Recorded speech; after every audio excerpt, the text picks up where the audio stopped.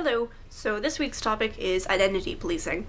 So what we are talking about this week is when people tell you that you aren't trans enough, or you aren't man enough, or you're a woman enough, or you're queer enough, or you aren't whatever. And in my opinion, this comes from there being two different, very different school of thoughts on being trans. There are the people who think that there are only two genders, and sometimes your gender doesn't match your sex, and then you have to change yourself to become one of those other genders, and that gender and sex are the same thing. And then there's the other people who believe that gender and sex are very different, and that there are more than one gender, more than two genders. And personally, I believe that there are more than two genders, and that gender and sex are nothing alike. That gender is up here and sex is down there, and they don't really relate to each other. But that's just me.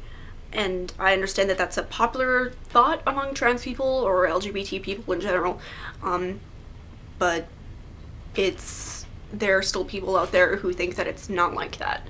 And we have to acknowledge those people and not, like, scare them away by shoving our ideas down their throat. So, we have to acknowledge the transphobic people. We don't have to hate them immediately. So, yeah. Identity policing has happened to me so many times, and pretty much every trans person has had this happen to them a lot. And for me, it's happened in the case of my bus driver telling me that because I was female, I wasn't a boy, and I couldn't sit with the boys. And it's happened as a friend telling me that because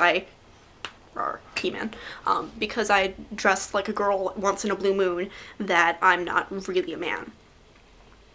And it's come in all sorts of different ways, and it sucks a lot. But the important thing to remember is that you can always go back to yourself. Who are you? You are the only one who can define your own gender. And regardless of who wants to tell you what you are or what you're not, if you say, like, with gender, if you say you're a man and you're serious about it, I will respect you. I will call you by male pronouns. I will not try to knock that or question it. I'm just gonna respect that because that's if you're serious about it. The same thing goes if you're queer, then, I'm not gonna be like, oh, well, pick one. I'm not gonna say, well, pick one of these boxes and check them. I'm not gonna do that, because that's not cool. As someone who used to be genderqueer and used to be a lesbian and used to be a lot of things, I understand a lot of different identity issues. So, yeah.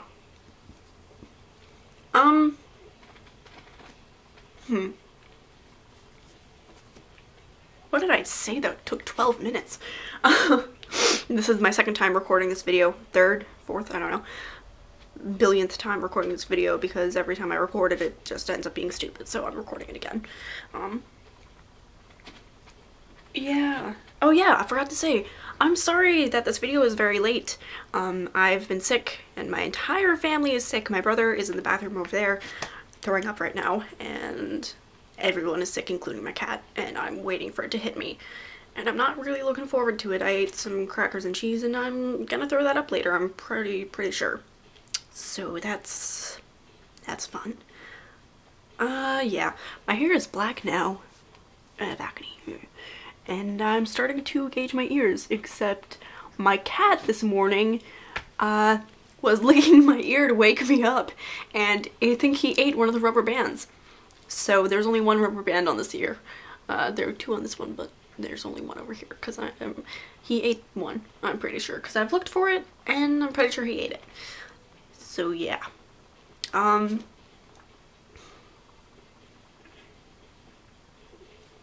What else can I say? Yeah, identity police suck a lot. They're everywhere, and we're gonna face them no matter where we go, all the time. It's really tiring. But yeah, just gotta remind yourself that even if people say you aren't trans enough, or you aren't man enough, or you aren't woman enough, or you aren't whatever, you are the only one who can decide who you are. So, yeah, I think that's it. Is it possible that my video could be under 5 minutes? It's probably gonna be over 5 minutes, but whatever. Yeah, so I guess I will see you guys next Tuesday, because hopefully by next Tuesday I will be not sick, and I'll be able to upload on my regular day to upload. Yeah, I would apologize for just wearing a binder, but I don't really care, because once again, just because I only wear a binder and you can see my natural chesticles, you know, doesn't mean that I'm not trans. So yeah.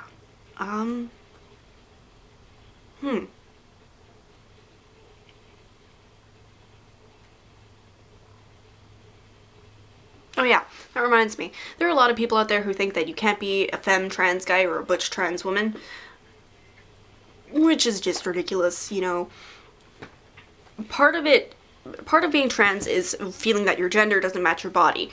And part of it is feeling that your sex doesn't match your gender, if that makes sense. It's like square and rectangles. I did forget something. Like, you can have bottom dysphoria or top dysphoria and, you know, not necessarily consider that a mismatch of your gender, because gender is up here. So, for example, my gender up here is masculine. But at the same time, I still express some sort of feminist. Up here I'm pretty queer. But the fact that I have body dysphoria makes me a trans person instead of just being a butch lesbian. Yeah, that's something I want to say. I mean, then again, that's just how I relate to it. If you don't relate to it that way, then that's completely fine with you, and I'm not trying to offend anyone by making this video, because I love everybody and I don't want anyone to be mad at me, okay? But yeah, that's how I separate things, you know. Dysphoria is...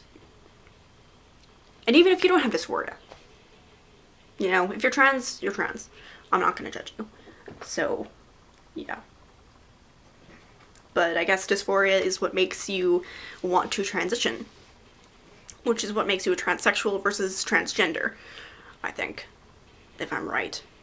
I don't know, I should probably just stop talking because I'm probably digging myself a hole. Yeah, I'm gonna go crochet some.